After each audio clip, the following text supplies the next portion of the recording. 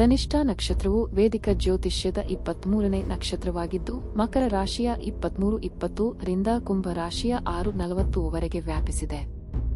ಇದರ ಅಧಿಪತಿ ಮಂಗಳ. ದೇವತೆಗಳು ಅಷ್ಟವಸುಗಳು. ಧನಿಷ್ಠ ನಕ್ಷತ್ರದ ಪ್ರತೀಕವಾದ ಡೋಳ ಡಮರು ಸಂಗೀತ, ಲಯ, ಸಂಪತ್ತು, ಕೀರ್ತಿ ಮತ್ತು ಚೈತನ್ಯವನ್ನು ಸೂಚಿಸುತ್ತದೆ.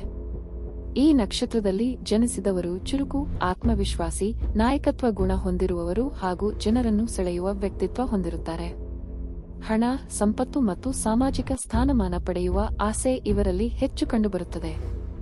ಧನಿಷ್ಠ ನಕ್ಷತ್ರವು ಸಂಗೀತ, ನೃತ್ಯ, ಕಲೆ, ಮಾಧ್ಯಮ, ಕ್ರೀಡೆ, ಸೇನೆ, ಇಂಜಿನಿಯರಿಂಗ್, ತಂತ್ರಜ್ಞಾನ, ವ್ಯಾಪಾರ ಮತ್ತು ನಿರ್ವಹಣಾ ಕ್ಷೇತ್ರಗಳಲ್ಲಿ ಉತ್ತಮ ಯಶಸ್ಸು ನೀಡುತ್ತದೆ.